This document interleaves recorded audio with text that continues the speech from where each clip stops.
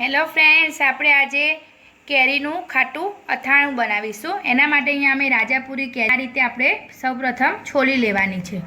પછી એના આ રીતે ટુકડા કરી લેવાના છે।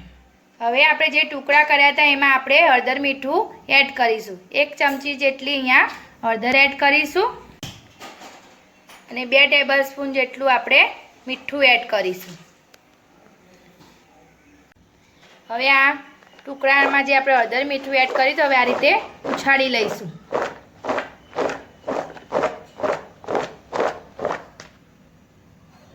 હવે હળદર મીઠું એડ કર્યા પછી આપણે એને 24 કલાક માટે રાખી દઈશું। તેથી એકદમ પાણી છૂટશે અંદરથી સરસ।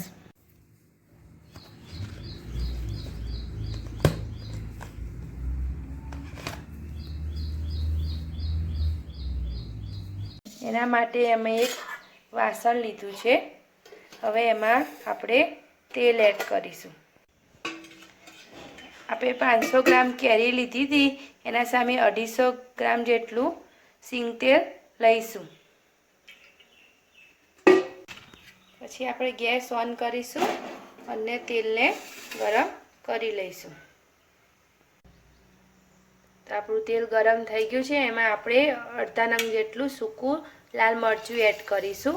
પછી આ તેલ ઠંડુ પડે એટલે આપણે અથાણામાં એડ કરીશું। હવે આપણે ગેસ ઓફ કરી દઈશું તેલનો।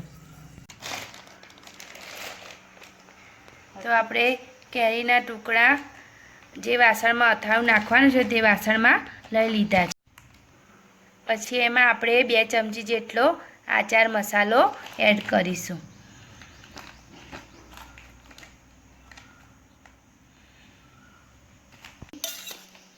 આ રીતે ચમચીની મદદથી બધું મિક્સ કરી લઈશું।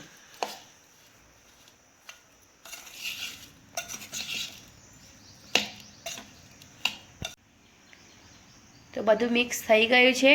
હવે આપણે જે તેલ ગરમ કર્યું હતું એ ઠંડુ પડે પછી જ આ અથાણામાં એડ કરવાનું છે।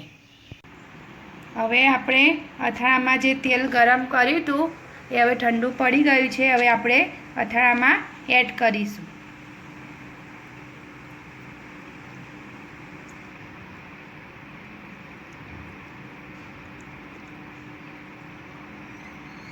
આ રીતે ડૂબડૂબું તેલ અંદર અથાણામાં રાખવાનું છે જેથી અથાણું 12 મહિના સુધી એવું ને એવું રહે।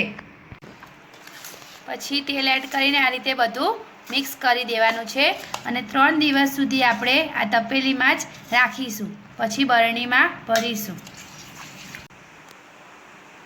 પછી અથાણાને 3 દિવસ સુધી આ રીતે રોજ એકવાર આ રીતે હલાવી લેવાનું। તો અથાણું આપણું રેડી થઈ ગયું છે એકદમ મસ્ત। હવે એને આપણે બરણીમાં ભરી દઈશું। તો ફ્રેન્ડ્સ, અથાણું આપણું રેડી થઈ ગયું છે। હવે એને આપણે એક કાચની બરણીમાં ભરી લઈશું। એના માટેની હું તમને એક ટ્રીક બતાવું છું।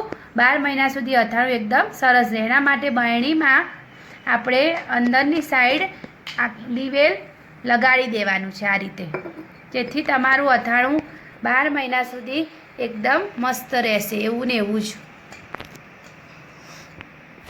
તો આ રીતે બરણીમાં દિવેલ લગાવી લઈશું। હવે આપણે એમાં અથાણું ભરી દઈશું। તો તમે પણ આ રીતથી બરણીમાં ભરી લીધું છે આપણે અથાણું જુઓ। તો તમને અમારી આ રેસીપી કેવી લાગી તે અમને કોમેન્ટ બોક્સમાં જરૂરથી બતાવજો અને અમારી ચેનલને લાઈક કરજો, શેર કરજો, સબસ્ક્રાઈબ કરજો। Thank you.